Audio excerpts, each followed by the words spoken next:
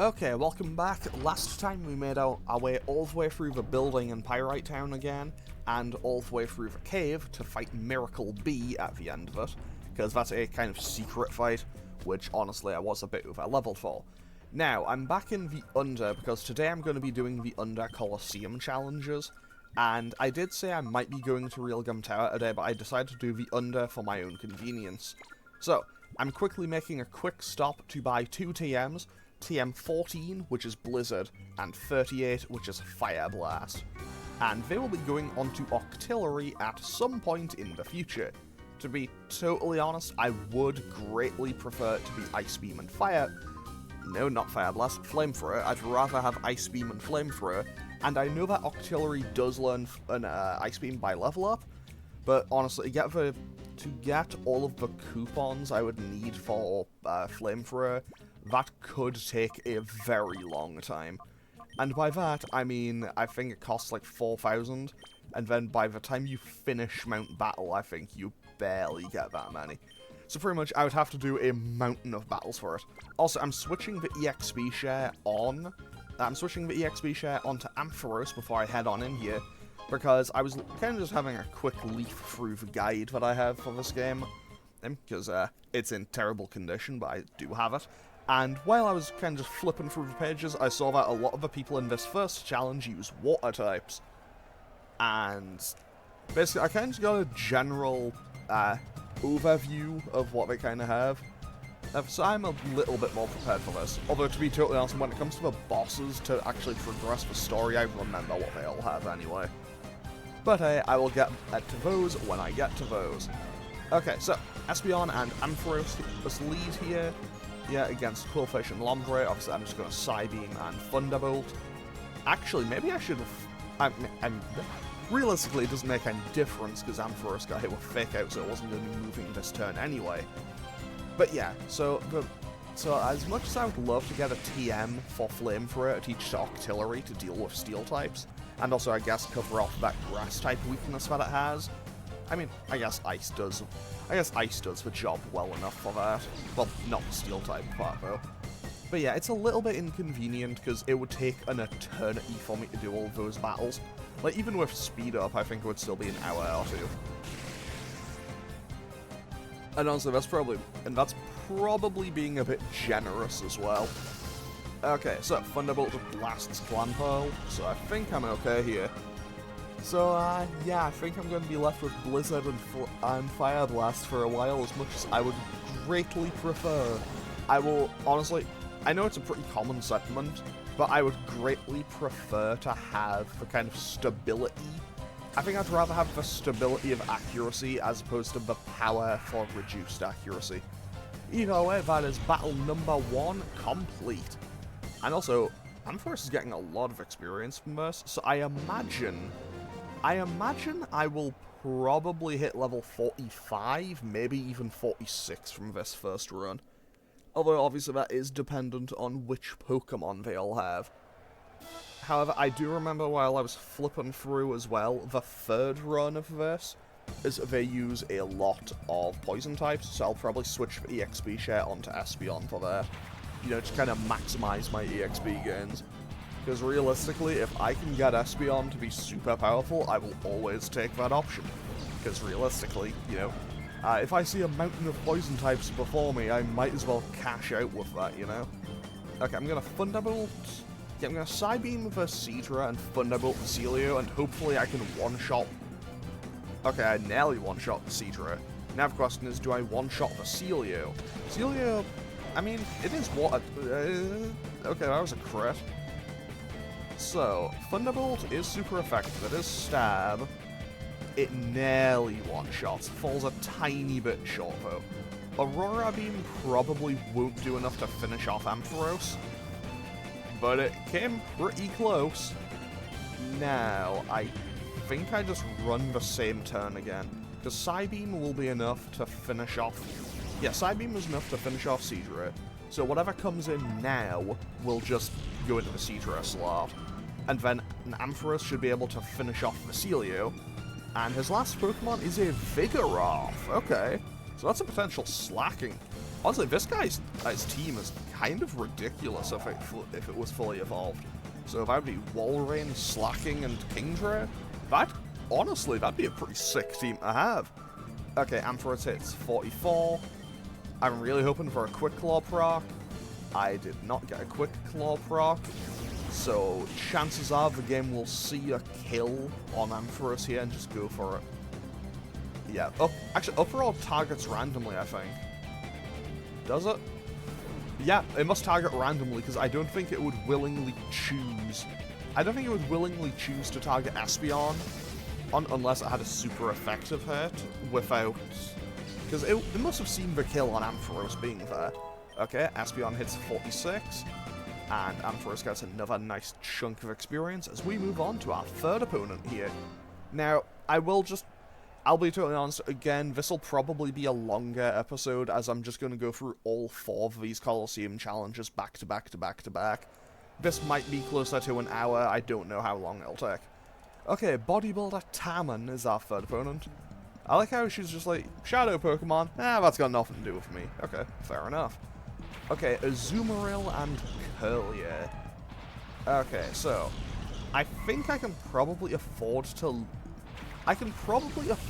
just leave the Azumarill, because realistically, this is pre-physical special split. Yeah, this is pre-physical special split, so so even if it has huge power, it's not going to be doing anything particularly threatening to me. Aqua Jet doesn't exist yet either, and Play Rough doesn't exist yet. So realistically, actually, it's entirely possible that it doesn't even have huge power.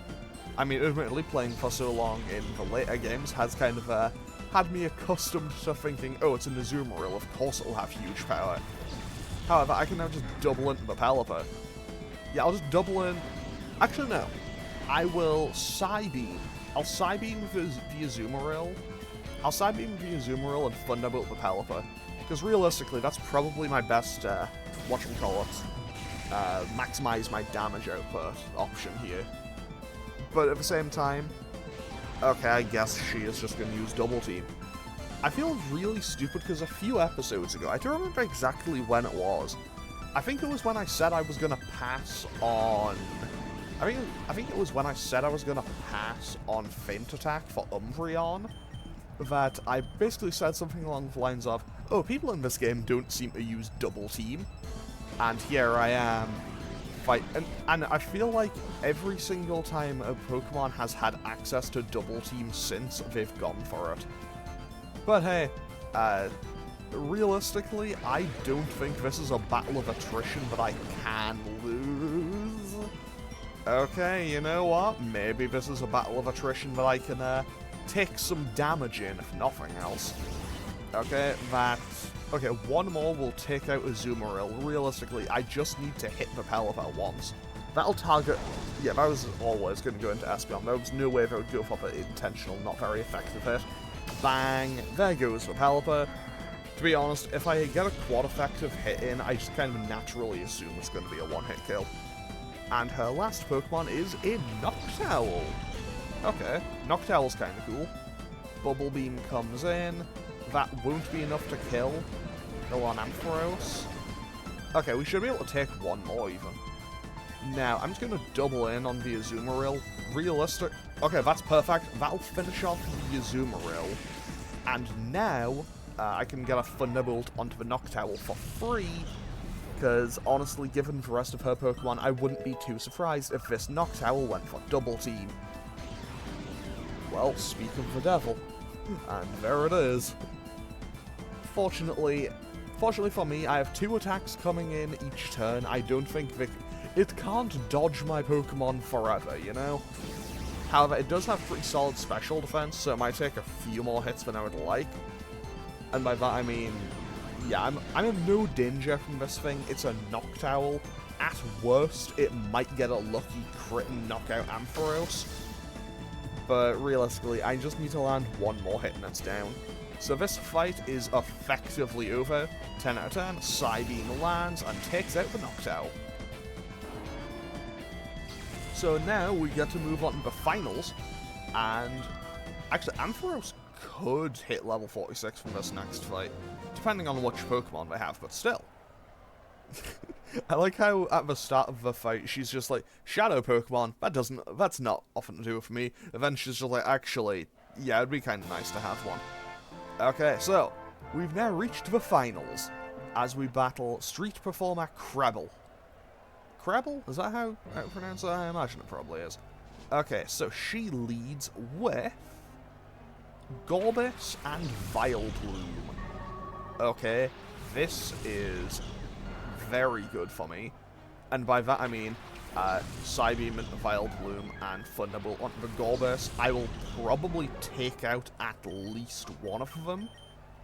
Knowing my luck, now that I've said that, they'll both barely survive with a sliver of health. Okay, that was still like 75%, but still. Thunderbolt lands, and also well, I was kind of half right. Okay, so Gorbis is just about done. Okay, Attract is going to be an annoyance. Okay, they doubled in on Ampharos, so now I'm just going to... Yeah, because once I get rid of the Vileplume, the Attract should go away.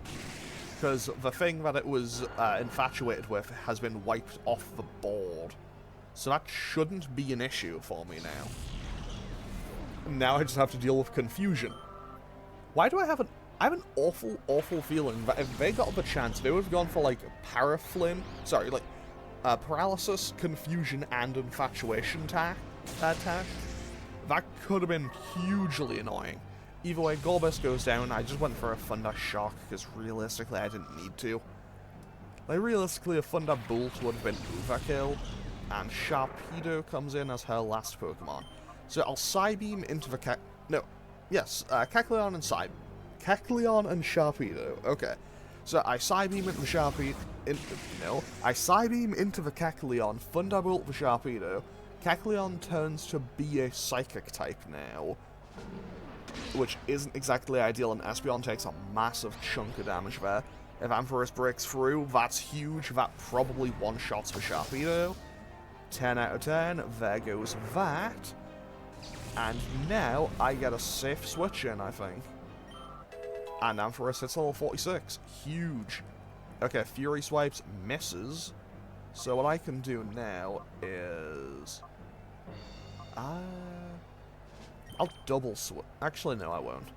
I'll just Thunderbolt it. I'll just switch out to Sneasel and Thunderbolt it. Realistically, I probably should have gone to Umbreon. I don't know why I went to Sneasel, in all honesty. Either way, Ampharos snaps out of it, we land the Thunderbolt, and that should do a considerable chunk. Okay, if I'm being totally honest, what I should have done, what I really should have done, was switch out to, the ideal strategy would have been if I'd gone out to Octillery to switch it to Water type and then hit it with Thunderbolt.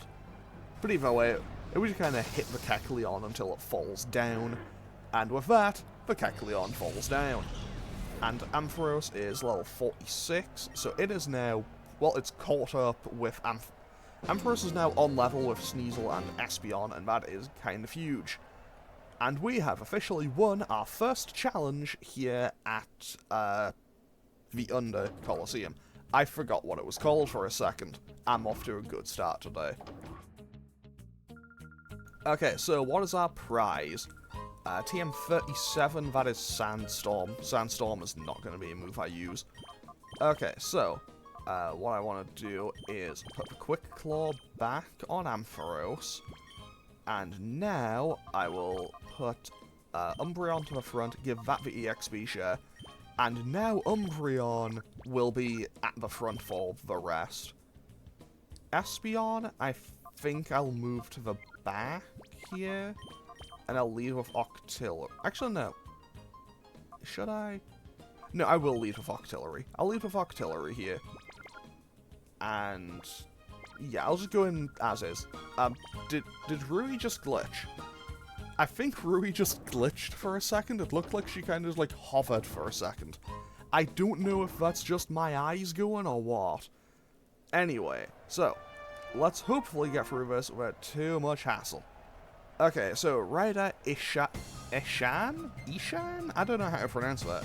Anyway, she is our first opponent in here, and she has Anorith and Pineco.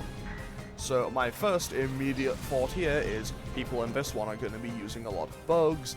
Maybe I should have actually taught Octillery Fire Blast. Or maybe taught Meganium Hidden Power, because I know that my Meganium has Hidden Power Rock. So that could have been pretty handy. Speaking of Rock, there we go. And, well, Umbra will do a little bit of damage with Bite.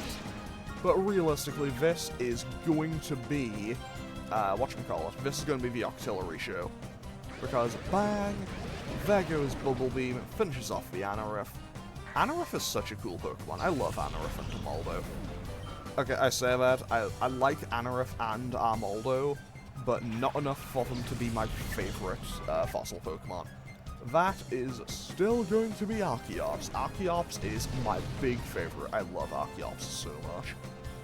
I know that it's a Pokemon that's definitely held back by its ability. Like, Defeatist definitely holds it back.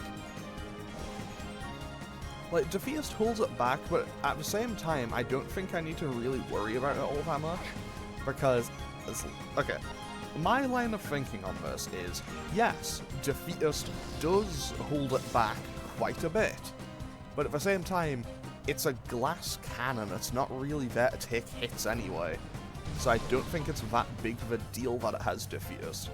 Because realistically, if you know about Defeatist, you aren't going to be putting a Focus Sash on it, and chances are it's going to outspeed anything anyway.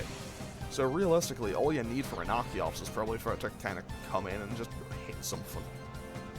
So I imagine it's probably a really solid revenge killer. I know, once again, people who, I don't play competitive. I know that Archeops isn't exactly I know it's not exactly a high-tier Pokemon, I know it's not one that gets a lot of focus or priority, it's just one that I'm very, very fond of. Also, this Pineco has used Takedown enough that I actually managed to secure the kill on Octillery. Honestly, I don't know if that's impressive or not, and you know what, sure, let's go to Sneasel. Honestly, Sneasel is... okay, I don't know, I'm still kind of in two minds about Sneasel. Like, it's not great. Like, that was a crit on return. I don't know, it's not exactly amazing, but at the same time, I feel like... it's not amazing, but at the same time, I feel like I could have used a worse Pokemon. But at the same time, it's, having used Sneasel and Weavile in other playthroughs of later games, it is very clear that Gen 3 was not a great time to be a Sneasel enjoyer. I mean, I imagine Gen 2 was also a miserable time to be a Sneasel enjoyer.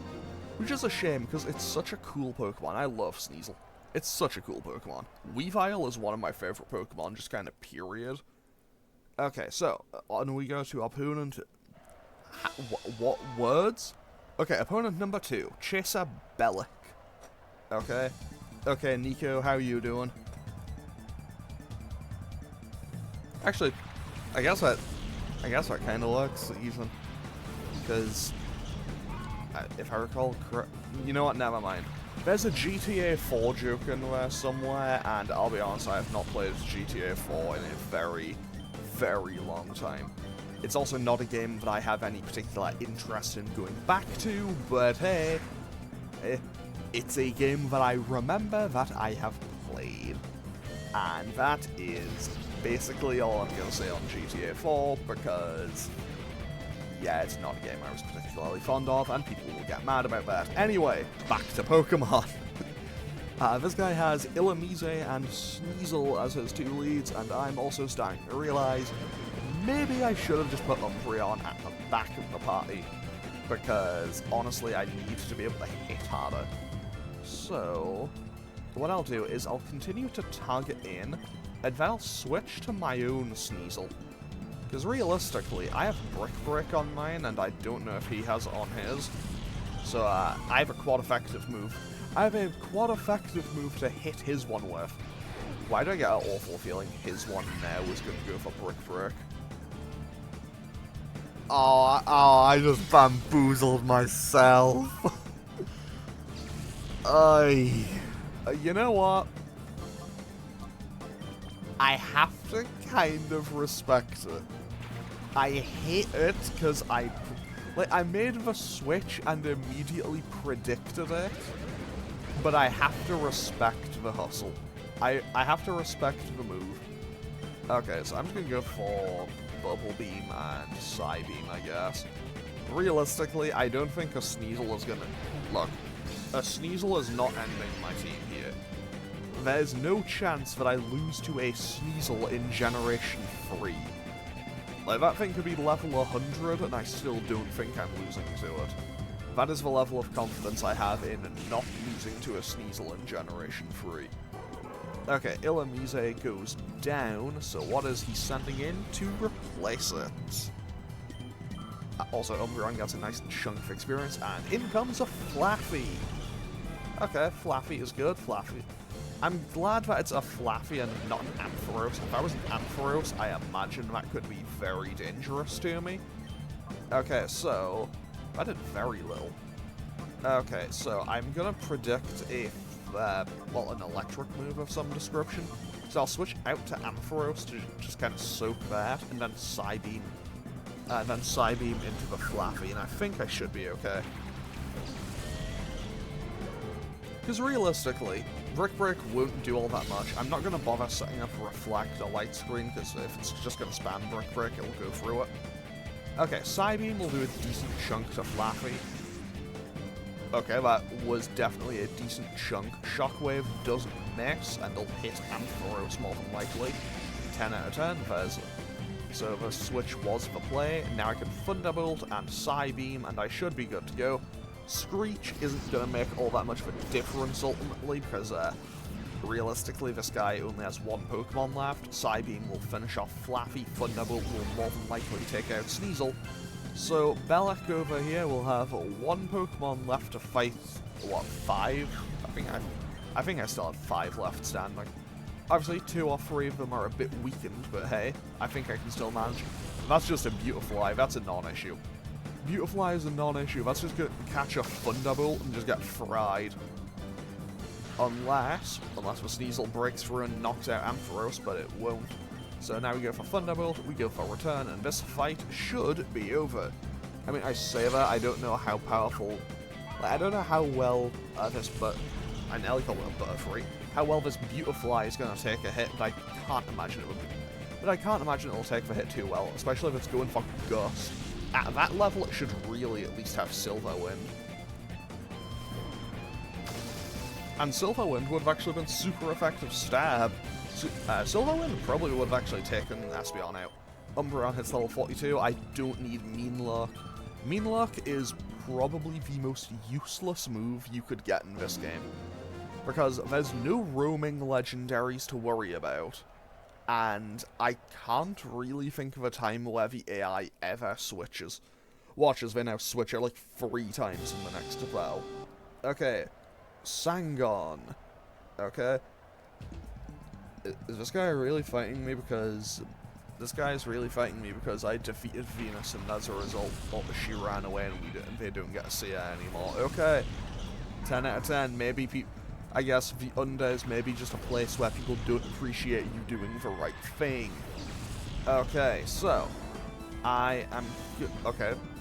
Intimidate, that's not really going to impact anything here. So I am going to Aurora Beam and Bite, and honestly this Grumpig is by far the thing I'm a bit more worried about. Mostly because it's a fully evolved Pokemon that is somewhat semi-decent. Masquerain is not. Masquerain, to be totally honest, is a non-factor. It's not really a threat. Intimidate's the worst thing it could do. I mean, I say that, I don't think it can really do anything. And for a super effective stab move, even with a 16 level gap, that is impressively low damage from Umbreon.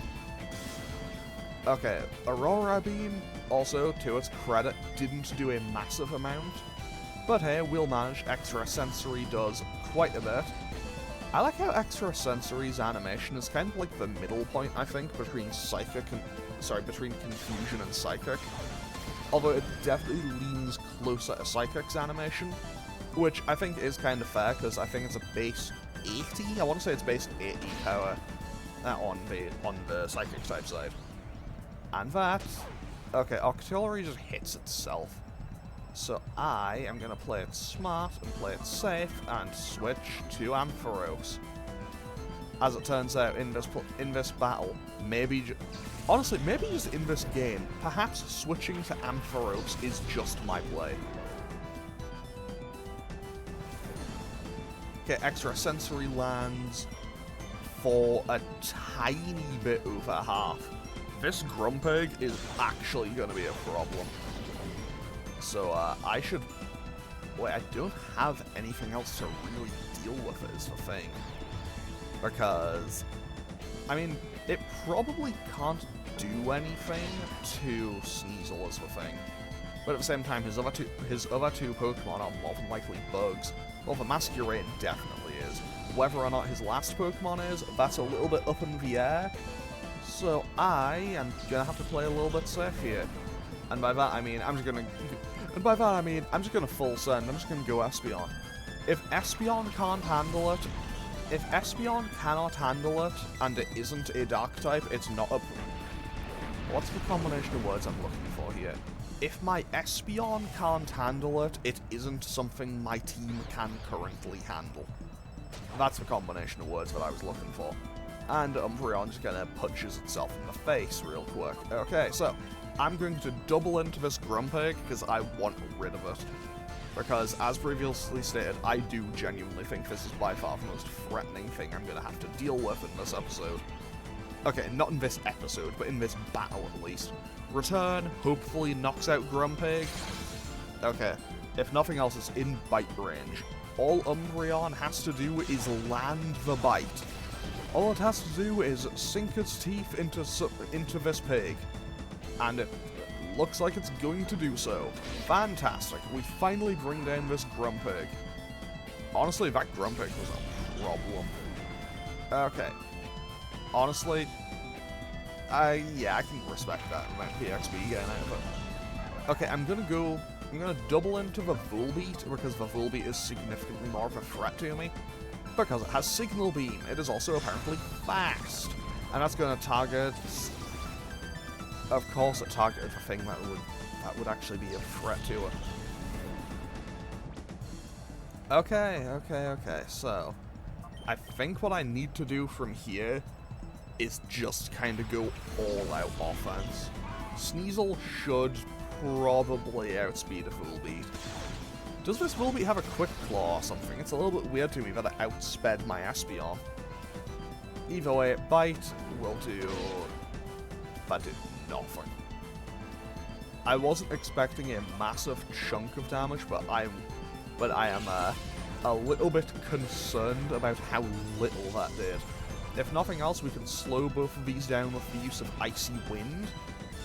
And I do have revives if I need them. I say I have revives, I think I have like 3. Okay, hopefully that goes for Sneasel and not Umbreon. Then, honestly, that's kind of fantastic for me. And by that, I mean I would rather have Umbreon still left up. So now I go into Meganium, and hopefully we can get through here, because now I have the chance to get Confusion. That's probably targeting Meganium, isn't it? Yeah, it is. So that's going to be a speed drop, sorry. That isn't ideal. But I now get Confusion onto this Volbeat, which could be huge, because if it hits itself, that is kind of massive for me. And realistically, look, I refuse. I refuse to lose to a Volbeat. Like, I refuse to lose to a Volbeat.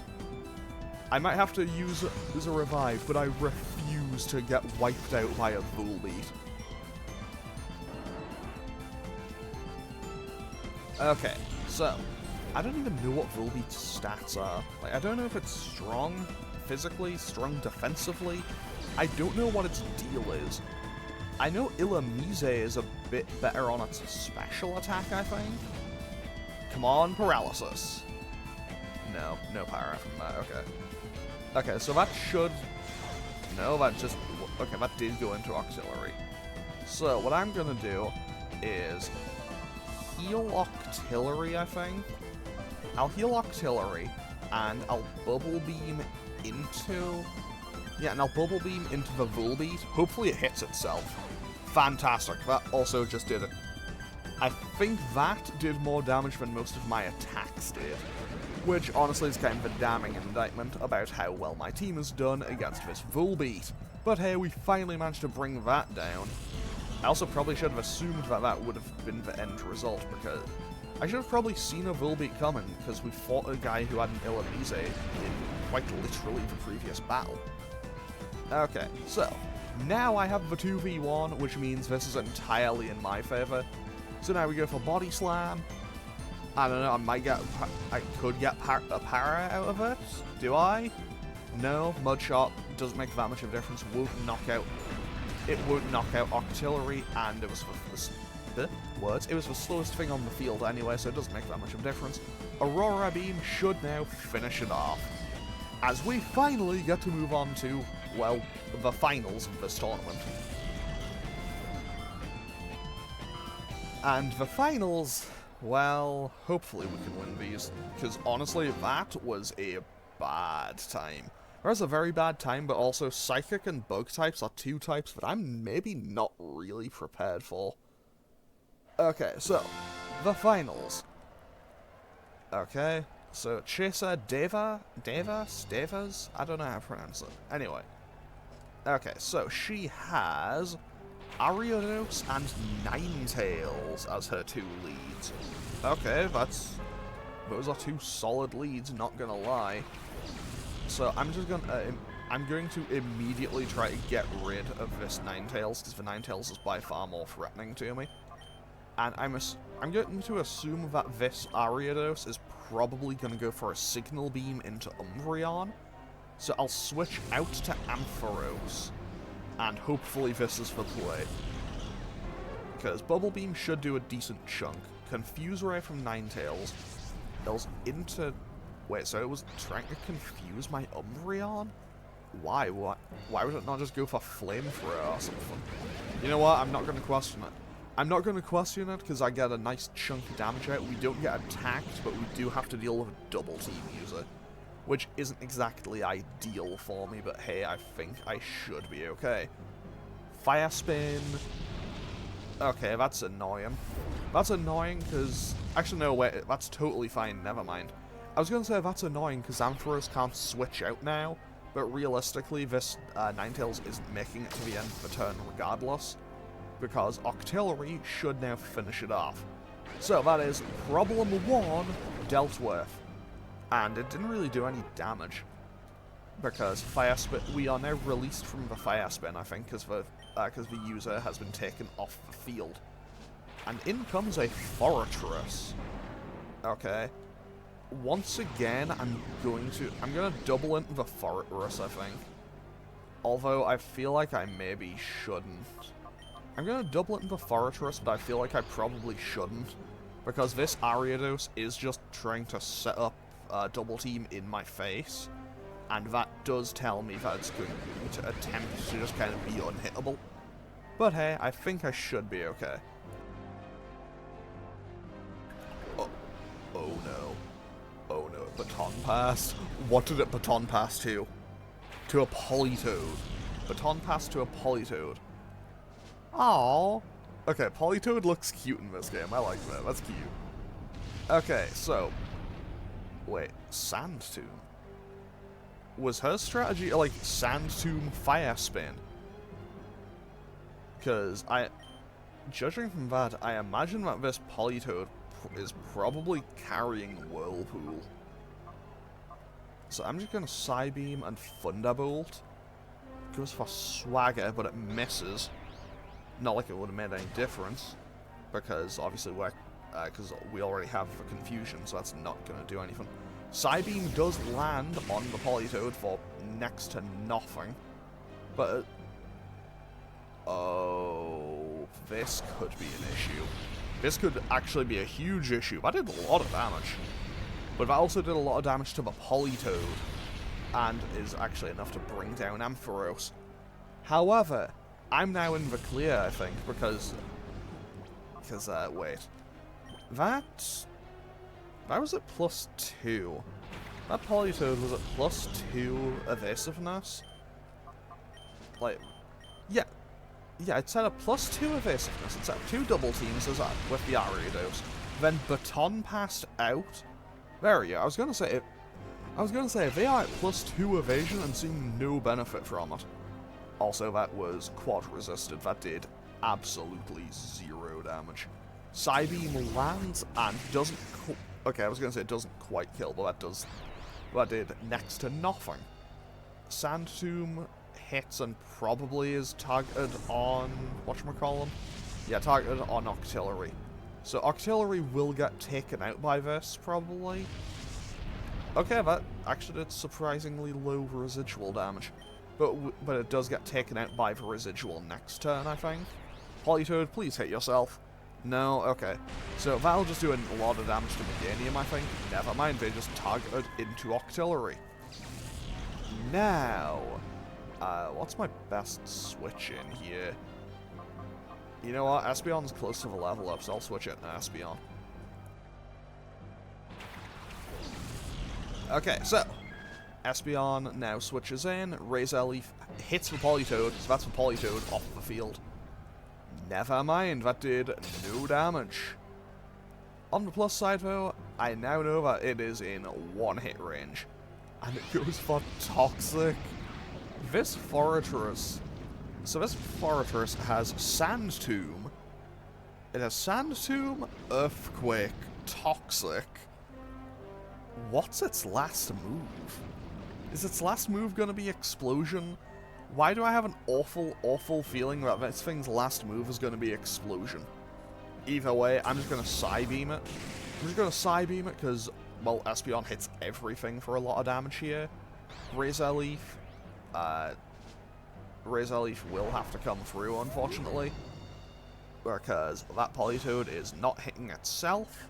Fortunately, I think I'm still okay here. Does Razor Leaf lands and takes out Politoad, so now I just need to, I now just need to land 1 or 2 more hits on the Fortress, and I'm in the clear. So we are pretty much dead set on that. Okay, that was a crit and actually did visual damage. I'm kind of amazed. So, oh, right, yeah, she still has the Ariados as well. I completely forgot that she still had that Ariados. Fortress misses on a stationary target, but okay. So now I can Psybeam and, I guess, Body Slam.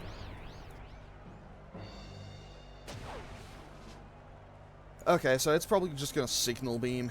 The Ariados more than likely just goes for a Signal Beam into Espeon. And, okay, Para could be huge. There's the Signal Beam. Is it targeting Espeon? More than likely. It is indeed targeting Espeon. Okay, so, now I am down to Meganium, Sneasel, and Umbreon, I think. So I will switch in Sneasel, I believe. I'll switch in Sneasel because I think it does a bit more damage. And I'm just going to try to get rid of... Yeah, I'm just going to try to get rid of the Ariados, I think. I'll get rid of the Ariados because realistically the Fortress is more residual damage than anything else. Although, to be totally honest, that damage from Return is actually kind of making me sad. Like, that's Silk Scarf boosted as well, by the way. This Fortress, though, it's just completely misnerving. Sneasel's probably about to get weaker, because... Yep. Yeah, Sneasel gets wiped out by that. So Return also just got a tiny bit weaker. But on the plus side, I think I should be able to finish off this Ariados now. And by that, I mean I can just double into it with Bite and Body Slam, and I should be in the clear.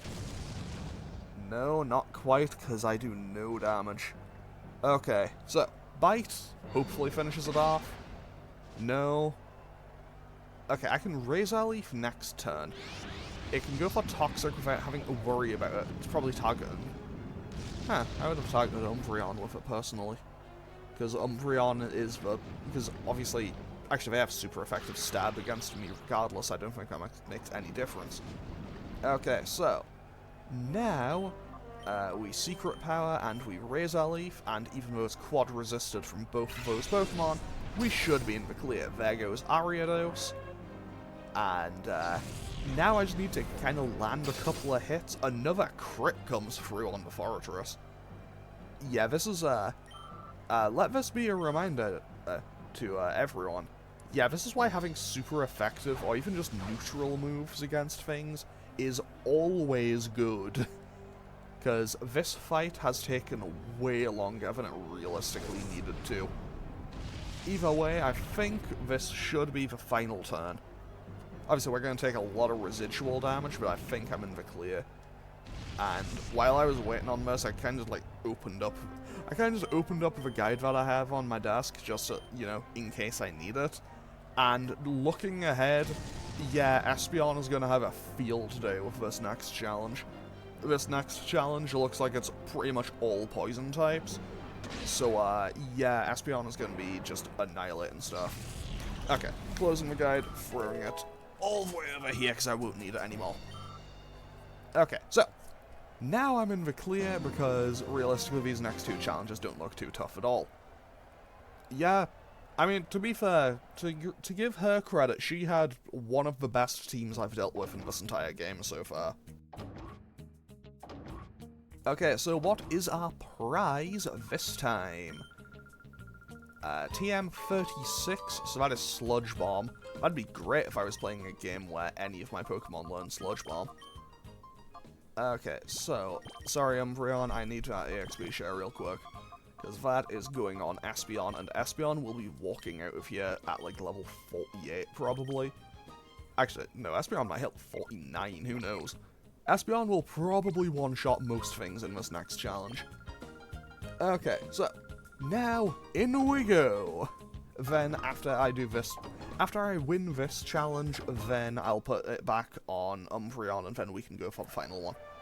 Okay, so, opponent number 1, Bandana Guy Hannel. Hannel? Yeah, I think that's how we'll pronounce his name. Okay, so, what do you have, buddy? You have Coughing and Dustox. Okay, so I was looking at the guide, saw a whole bunch of poison types, and then didn't actually pay attention to what they specifically were. Like, I saw, like, because it has, like, all the images for them, and it's like, cool, I know what these Pokemon are. I did not pay attention to what they actually were, just saw a whole lot of purple and went, oh, poison types, okay. Okay, so we blast for Coughing, now I don't need to worry about an explosion, which is always a good sign, because honestly, dealing with explosion is miserable. And Espeon wants to learn Psychic, I will get rid of Helping Hand for that, to be totally honest.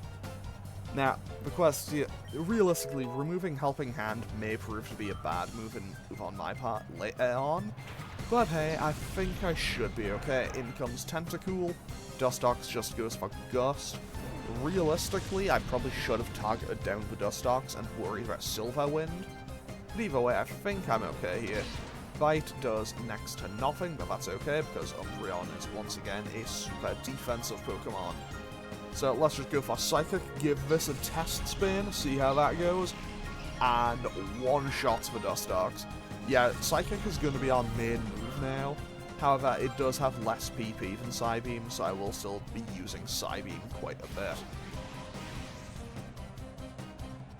So, now Espeon gets hit with a Confusion, so it's now confused, which isn't exactly ideal for me, but realistically, that did a lot of damage. I mean, I guess that's probably because that's a physical move. Probably because it is a physical move, and Tentacool/Tentacruel isn't exactly the best physically. Either way, Psychic blasts that Tentacool, and we get to move on to opponent number 2, who in, honestly, no time at all. To be totally honest, I probably should have actually put Octillery in the second slot. I probably should have led with Espeon and Octillery, because Octillery has Psybeam, so I would have had 2 Psychic moves to kind of just blaze through things a lot faster. Anyway, opponent number 2 is Bodybuilder Myrna. Okay, so which Pokemon do you have? You have a Gloom and a Machoke. Okay, so that could be potential Vileplume or Blossom and Machamp. That could be a kind of powerful duo of Pokemon. Now, what I'm gonna do is I'm gonna target down the Machoke.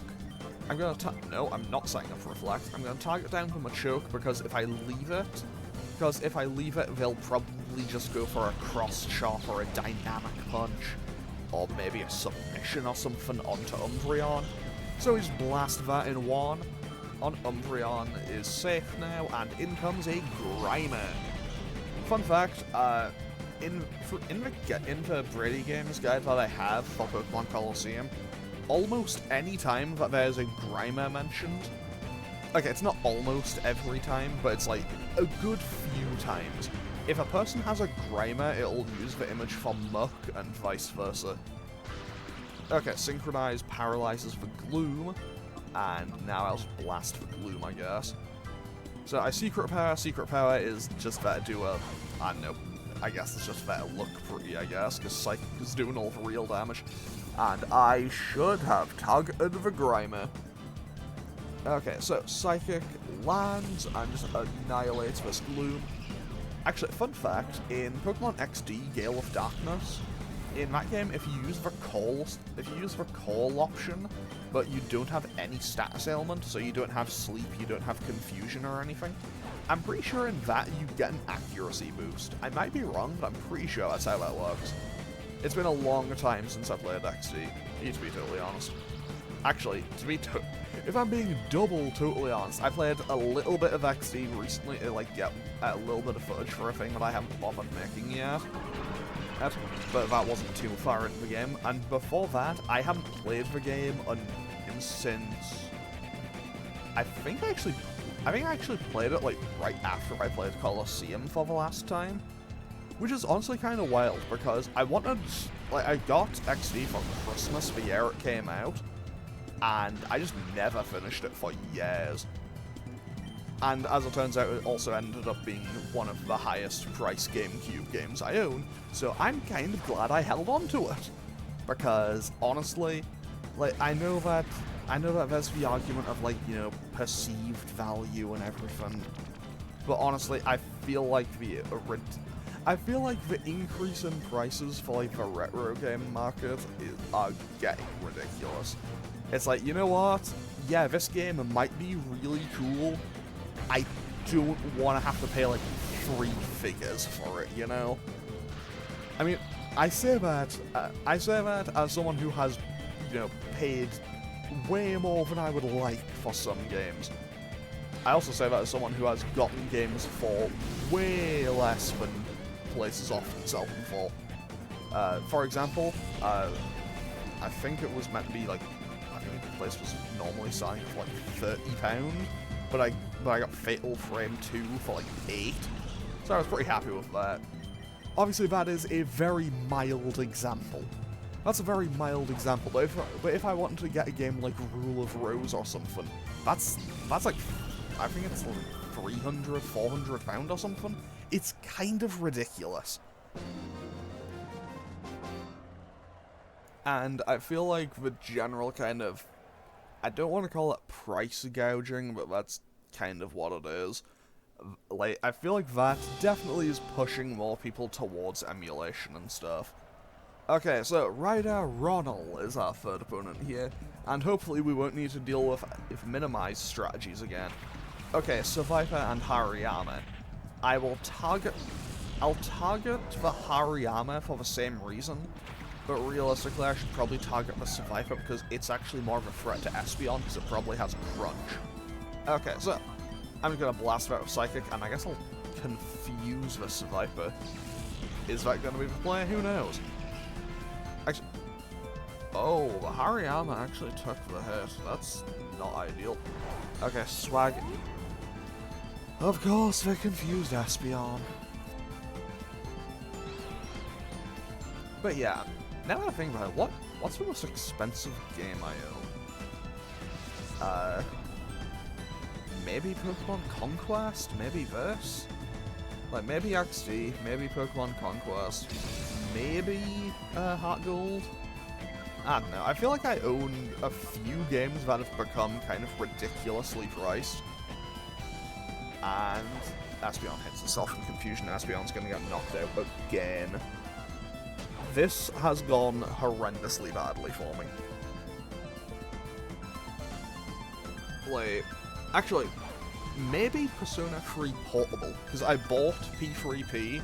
I own a physical copy of Persona 3 Portable from before it got its digital re-release. So eventually, I think I picked that up in 2015 or something. So obviously before P5 came out and prices for 3 and 4 skyrocketed. Anyway, so I am hopefully just going to get through the rest of this fight. And now I have to do it without Espeon because I have had horrendously bad luck.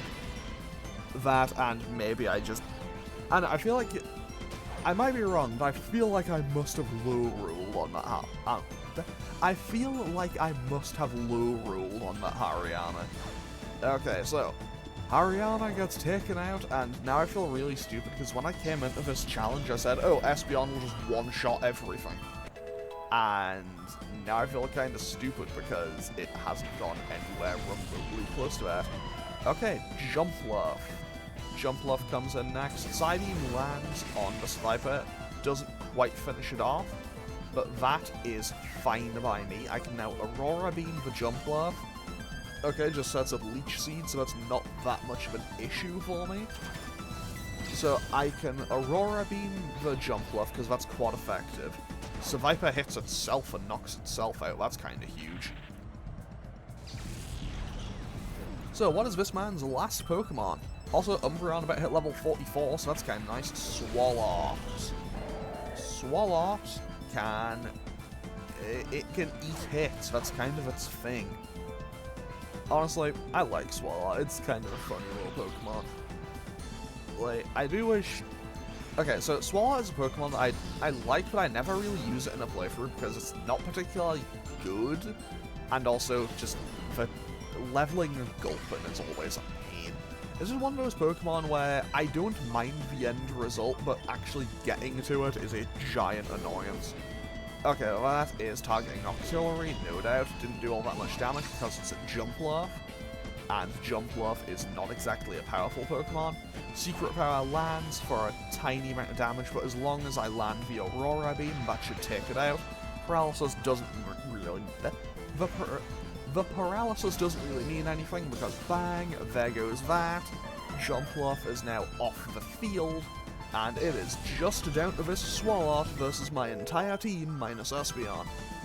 And if I absolutely needed to, I could just use a Revive. And once again, another Pokemon busts out frustration in this game. I feel like... I don't know, like, why does... I know I've mentioned this, like, every time. But why does every Pokemon in this game seem to know frustration? When I was a kid, I was pretty certain that frustration must have been this super broken move because everyone in this game seemed to have it. Okay, so let's just go for Bite and Psybeam, and because of the paralysis we should double outspeed, and that should take out this guy. Okay, so, I think that's the third opponent here? Yeah, this was opponent number 3, I think. So now we get to move on to the finals. In what is a baffling turn of... And in what is, honestly to me, a rather baffling turn of events, Espeon, the Pokemon I was so proud of to be like, yeah, it's gonna absolutely destroy everything here, has barely been used. Okay, under Colosseum final. Street Performer Shuff. Okay? So, let's see what you have. She has... Golbat and Stantler. Okay, interesting start, interesting start. And I am not going to play around with it this time, I'm just going to target down that Golbat and get rid of it. I'm just going to play to Espeon's offense. I'm just going to play to Espeon's strengths, I think. I think I'm much better off if I just play to Espeon's strengths as opposed to trying to worry about what else it might do. Although if I knew that was going to crit, I probably would have targeted it with a Stantler. Hey, we got level 48. I know I said Espeon. I said Espeon was probably going to hit 49 off of us. But hey, that's not happening, is it? Okay, Stantler sets up a light screen. That is not ideal for me. Okay, Umbreon, I think I might switch out. I think I'll switch Umbreon out for safety. And by that, I mean I'll Psychic for Weezing, and I'll switch out to Sneasel to Brick Break for Stantler. That way I have super effective damage on it, and I'll be able to break through the light screen. Because to be honest, I'm fairly certain that light screen more than likely saves the Weezing here. And if that Weezing explodes, that could be a huge problem. Oh, are you kidding me? That lived on. I think that's about as close to literally 1 as it could have possibly been. Okay, there's the Sludge Bomb. That's probably going to hit Sneasel. Watch as that knocks Sneasel out. Wow, actually went for Espeon, okay.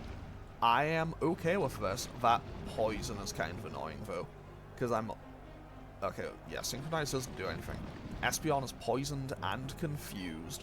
So I'll Psybeam into the Weezing, and I'll Brick Break the Stantler. If I break through, I'm safe.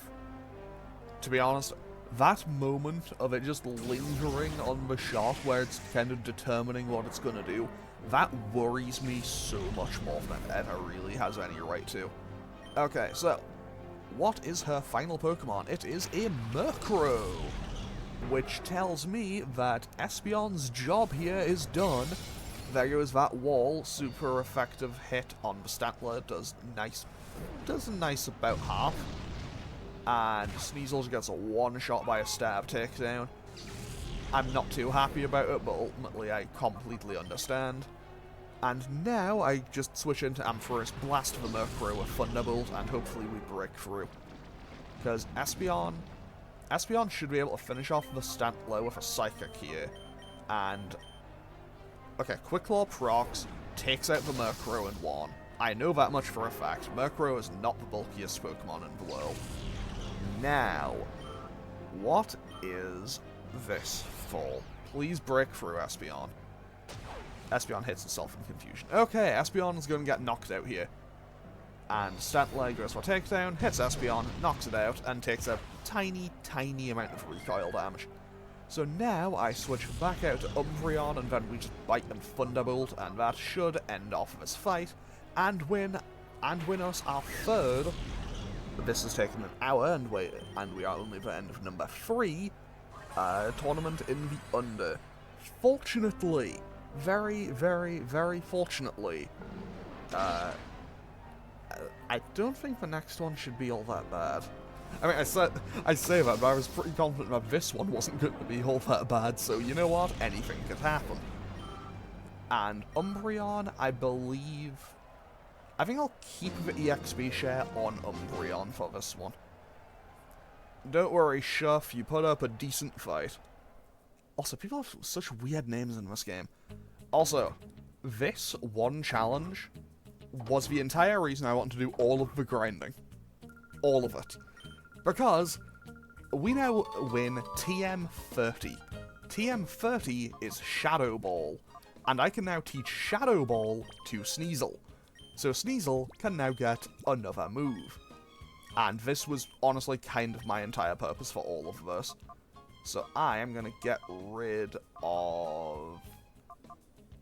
I'll get rid of Screech, I guess. I think I probably should have gotten rid of whatchamacallit. I probably should have gotten rid of Icy Wind, but I'd rather have the utility from it. So now we take... oh, okay. Twisted Spoon can go back on here. Twisted Spoon can go back there. I can drop one item into the PC real quick, because I also want to make one little change. So deposit items. I can drop the White Herb, because I'll probably never use it. And I can also drop both Time Flutes, because honestly I'm never going to use those either. So now I quickly want to make a little shuffle around to pick up Misdreavus real quick. So, actually no wait, Sneasel can stay on the team just for this tiny, tiny moment. Because what I want to do is take the spell tag off Mistress, put it on Sneasel. Because now I can get rid of the Silk Scarf and give it the spell tag in its place. And now that Shadow Ball that I've hopefully will do good. Hopefully it'll be good. Hopefully it'll do damage. That will be made a tiny, tiny bit stronger. And before I do anything else, we also want to put the EXP share onto Umbreon, as we now head into the final challenge of the Under Colosseum. Okay, so, I've done all of the setup for this. This is my best chance now. And by that I mean, I did all of the training just so I did all of the training partially because I needed it, and also partially because I wanted Sneasel's moveset to be good. Okay, so Ryder Nanny is our first opponent here. And she leads with a Duskull and a Dunsparce. Okay, so what I'm going to do is bite the Duskull and probably brick the Dunsparce. Because to be totally honest, Dunsparce is by far the most threatening Pokemon on the field here. And honestly, that probably includes my own Pokemon as well. So Brick Break hits for half. That looks like it's pretty much dead on half. Bite also hits Duskull for about half, so that is very good for me, because I don't think I get wiped out this turn, although Curse could be a scary thing. And Will-O-Wisp misses, and that's huge. Missing that Willow is kinda massive, not gonna lie. The defense boost from Curse kind of coming in clutch to save Dunsparce there, and a second bite narrowly misses for kill on Duskull. So, this Dunsparce is going for Curse again. Greedy setup. I mean, actually, this might be the play. I'll bite into that again and go for Icy Wind. So I'll go for Icy Wind. That'll be enough to finish off Duskull, because it has 1 HP left. Completely unnecessary crit, by the way. So that didn't do all that much to Dunsparce, but I'm totally okay with that. We also get another speed drop on it, even though it's, already slow and everything anyway. And in comes a Shuppet, which won't appreciate a bite just as soon as it hits the field. So bite comes in, lands, does it one shot, nearly. Falls a tiny bit short, but that's very close. Glare goes up, that doesn't make much difference. Synchronizes onto the Dunsparce. So congratulations, you played yourself. And now we go for another Icy Wind to finish off the Shuppet for free. Get a tiny bit more chip damage onto the Dunsparce, and now it's okay, so it's paralyzed, so its speed gets cut in half. And then it's at -4. So yeah, realistically, this Dunsparce is not moving. And now, as long as I don't get full parried, Umbreon should finish it off. Thank you for not getting full parried, Umbreon. Congratulations as well. Welcome to level 45. I don't think you get another move just yet. I think you get your next one at 47. And I want to say that's when it gets Moonlight or something. Because I know it never gets Crunch. I don't remember what it gets at 47. I do know that it gets Moonlight at some point. Maybe that's 52? I don't know. We'll learn when we get there. Opponent number 2. Bandana Guy Burge. Okay? So, what do you have, buddy? What are you going to throw at me? Sableye and Kadabra. Okay, Sableye is probably the most dangerous thing here, because Sableye in Gen 3, well, okay, until the introduction of the Fairy type in Generation 6, okay, that Kadabra can't do anything to me. And, yeah, okay, sends in Staryu, okay.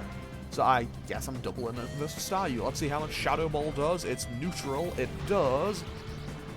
Okay, one shot, but there was a crit, so I think crit maybe mattered there. So what's he going to go into next? Does he go back to Kadabra? Yes, he does, okay. So yeah, until Fairy type is introduced in Generation 6, Sableye has no weakness, and this also goes for Spiritomb when it's introduced in Generation 4. Rock Tomb does a lot of damage there, actually. However, I think I should be in the clear to bite the Kadabra again and then go for Icy Wind. Okay, Kadabra recovers, but that's not really much of an issue. But yeah, Spiritomb gets introduced in Gen 4 and Sableye in Gen 3, and they don't have any weakness at all until Gen 6. Unless there is the workaround where I believe the ability Scrappy works as well. I believe the ability Scrappy works for it as well, because that allows normal and fighting type moves to hit ghosts. Basically, think of...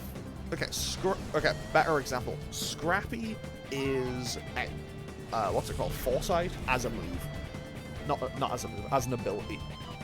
And because it's the lowest level, I might as well switch it to Meganium here. I switch it to Meganium here because it's the lowest level, but ultimately probably the worst play I could have possibly made. However, if I can just force this Kadabra to just spam heal every turn, because realistically, this Kadabra is a non-factor to me as long as I'm forcing it to heal. Because I know that thing more than likely has Psychic and will probably do a lot of damage if it hits me. Rock Tomb is not going to do all that much damage. There we go, okay. There we go, that's the damage I was expecting to see out of a Sableye. Because realistically, Sableye is not a particularly strong Pokemon. I think it's a Pokemon that... I think its Mega Evolution definitely saves it. It's definitely got a unique gimmick in Gen 3 since it doesn't have a weakness. But ultimately, when it comes to Gen 4... Well, when it comes to Gen 4 and 5, if you're going to use Sableye, why would you not just use Spiritomb? It's just objectively a better Pokemon. Okay, a Crit Bite knocks out Kadabra. So yeah, Sableye, I think, is a Pokemon that was saved by the fact that it gets... by the fact that it gets its Mega Evolution, and on top of that, the fact that that Mega Evolution has Prankster. I think that absolutely saved Sableye from obscurity. That, and credit where it's due, I do think Sableye has a kind of cool design. I do like Sableye's design. Also, fun fact, in Generation 3, if you play Pokemon Sapphire, if you go to Granite Cave and catch a Sableye, I'm fairly certain that Brawly's team cannot touch you. And at the very least, he would have to set up Foresight, and even then I think that only works for one turn. Although realistically, Sableye's defenses are not amazing. Although to be fair, I'm not giving the best example for I'm not exactly showing the best reasoning against, oh, Sableye's defenses aren't very good. You know, as I sit here kind of just, as I sit here struggling to kill it with two Pokemon at once. So, what I'm going to do is I'm going to land this Bite, because it'll do a decent chunk. Okay, I say a decent chunk, though it's not really a decent chunk. However, I can stop him. I can stop him from potentially healing, and I'll just switch out to Ampharos and blast him with Thunderbolt, because this is starting to take too long. Like, this one battle is taking too long. Realistically, this fight is over. Okay, he goes for Rock Tomb. Is he kind of alternating Rock Tomb and recover? Either way, he now can't recover because he's going to get hit with the Taunt. And because Magic Bounce isn't an ability... Actually, no, wait. No, wait. Base Sableye has Prankster. It's base Sableye that gets Prankster. Its Mega Evolution gets Magic Bounce, I think. I think that's how that works. Because you get, like, a free Will-O-Wisp turn 1 or something with it. It's been a long time since I last played Omega Ruby Alpha Sapphire, to be totally honest. But I do remember Mega Sableye being kind of powerful. Okay, so, onto our third opponent, who is... Okay, we've reached the semi-finals. Bodybuilder Valis. Sorry, Balas. Balas? Balas? I don't know how to pronounce it. Anyway, what do you have, buddy? Mischievous and Combusken. I should probably switch to Espeon for this. I have a feeling Espeon would be the play here. So I'm gonna bite the Mischievous, and I'll have Sneasel switch out. Also, yes, I am. Don't worry, the irony is not lost on me that I spent all this time trying to get TMs to make Sneasel usable, and that didn't use Sneasel very much. Don't worry, the irony is not lost on me, I'm very well aware. Okay, so, Espeon is confused, so I'll just land the bite on the Mischievous. This won't one-shot, but it'll do a lot. Okay, you know what? I would like to revoke my previous statement. I said that was going to do a lot of damage. That did next to nothing. That did what, maybe 20%? I am kind of surprised. Okay, so I'm not going to play any games with this. I'm actually just going to use a full heal. I'm just going to use a full heal to get rid of the confusion and just blast this Combusken with Psychic. Because, to be totally honest, I think that's probably my safer option. So there goes that, and we are now free of the Fire Spin. Don't need to worry about that. There goes Combusken, sorry buddy. Okay, Umbreon will be hitting at least, well, I say hitting at least, will be hitting level 46 from this fight as long as it doesn't get one-shot by that Breloom. Confuse Ray comes through again, so that's not exactly ideal. And I'm fairly confident when I say that this Breloom will more than likely go for Mach Punch. It didn't go for Mach Punch, because that would have priority, so maybe it went for Sky Uppercut, maybe a Seed Bomb, who knows. Okay, Shadow Ball hits and probably knocks out Espeon here. Espeon barely takes the hit, and Breloom sets up Leech Seed.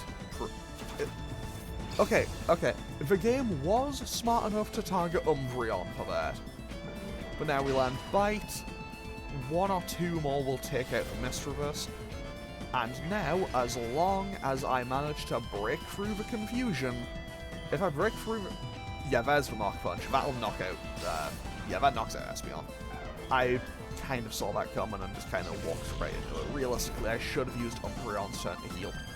Okay, so, fortunately for me, I don't think I really need to worry about any grass moves.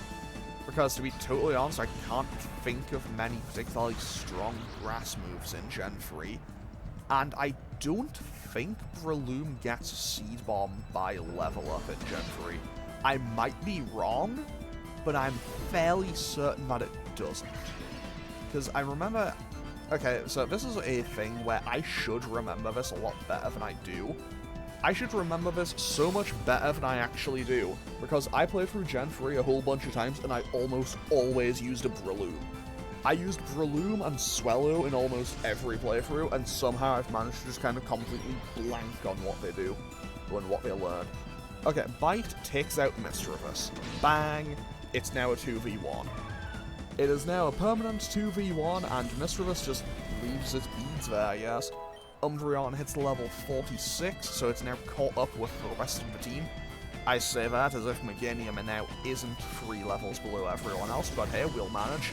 Psybeam hits for a little bit over half. Also, I like how that it kind of got pushed back by the Psybeam, and it made it look like its trainer was kind of just patting it on the head, but that was kind of cute. And now I'm just going to hit him with another Psybeam, because hopefully it doesn't... Because now I get rid of the Leech Seed by switching Umbreon out. I switch Ampharos in just because why not? And now Mach Punch won't take out Ampharos in one hit. Potential for Static to come through. 10 out of 10, there we go. Static comes through, Octillery hopefully breaks through that, Psybeam lands, and now I'm in the clear. I'm in the clear to just double. Never mind, I don't need to double in because the Breloom gets taken out, and we move on to the final battle. So we have one battle left in the Under Colosseum, and hopefully we get through this without too much difficulty. I mean, I say that, but hey, let's see how this goes as we move on to the final battle of the Under Colosseum Challenge number 4. Okay, so our final opponent is Ruler Boy Ardeen. Okay. I quite like how he's like, yeah, I don't care, but I would have liked my own Shadow Pokemon, but I don't really care. Okay, so Banette and Wobbuffet are his leads here. So Wobbuffet is going to be a non-factor. I'm just going to try to leave that for a bit, I think. Because realistically, if I can get rid of all of his other Pokemon around it, and then just kind of double in on Wobbuffet, I think I'm in the clear. So, Shadow Ball comes through straight away. Super effective. Spell Tag boosted. Does about 2/3. I imagine Bite is probably enough to finish off this Banat. Banat isn't the bulkiest Pokemon in the world, so I do feel kind of bad for it, because I do love Banat, but down it goes. Fantastic. Also, that was a massive chunk of experience for Umbreon. Okay, in comes Tentacruel. Now, here is where I encounter a little bit of an inconvenience, because I can't switch out. Straight up, I can't switch out, because of Shadow Tag. So what I'm actually going to do is play a dangerous game and actually double into the Wobbuffet. Realistically, if I get countered or if I get Mirror Coated, this is really bad. Actually, if I get Mirror Coated, it's not a problem in the slightest. Which is realistically probably what I should have done. I probably should have just Mirror Coated. No, I should have Icy Winded with Sneasel. Because that way, if I get Mirror Coated, it can't do anything. Because I have 2 Dark types out. But we get the Flinch, so I basically got to get out a jail-free card for that one. However, I do need to get the Wobbuffet off the field, because otherwise I am just kind of stuck here. Basically, if I don't get this Wobbuffet off the field, I'm kind of just stuck here until something gets knocked out, because I don't have anything to really hit that Tentacruel with. But hey, that should be resolved very soon. And Tentacruel, if it targets Sneasel, Sneasel gets taken out here. And wow, Sneasel actually took that hit. I'm genuinely surprised. Okay, so, and also because it now has 13 health left, I think now is as good a time as any to switch Sneasel out. But here we got rid of the Wobbuffet without any problems, and in comes Cradilly as his last Pokemon. Okay, so Umbreon can confuse the Cradilly, and Sneasel can switch out to Espeon. Also, why is that Tentacruel kind of floating so high? What's up with that? Like, okay. Tentacruel is just gonna, I guess it's just gonna spam dive. So, what I will do is, on my next turn, I'm gonna double into the Cradilly, I think. I'll double into the Cradilly, and then Espeon should outspeed. So the turn after, I can just have that Psychic for Tentacruel. And although Tentacruel does have really good special defense, I imagine Espeon might be able to one-shot it. And if it can't, it'll at least come pretty close, I imagine. And that only does 39 damage, so I'm very much safe. Who knows, I might even get a Flinch. Because I have Flinch Fusion? Conflinction? I don't know how to call it. I don't know what the term for it is. Either way, I'm just going to land a Psychic, and that'll do a lot of damage to this Tentacruel. Okay, nearly one-shot. Close enough, that's like 80%. Goes for Confuse Ray, so I don't need to worry about that too much. And now I am very much in the clear. So Bite lands. Honestly, it doesn't matter if I get a flinch or not here. It'd be nice if I did. Will it hit itself in confusion? Yes, it will. 10 out of 10. So now the only thing I have to worry about is potentially hitting myself in confusion, but otherwise I think this is just about over. And Espeon lands Psychic, takes out the Tentacruel, and now all that just separates me and being done with the Under Colosseum is the fragment of this thing's health bar. Screech? I'll leave that, I think. Yeah, I'll leave that. I'll leave Screech.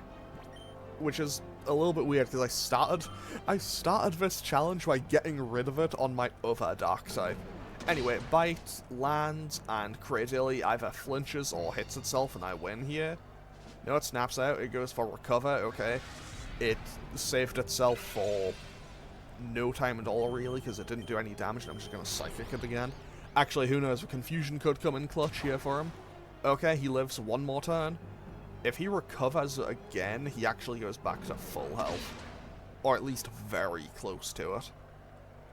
And does he recover again? No, he goes for Toxic, and unfortunately for him, that means, even if he recovered, well, even if he recovers now, that's bad for him, because that gets synchronized. So now, congratulations, you played yourself, you are now also poisoned. And with that, we are good to go.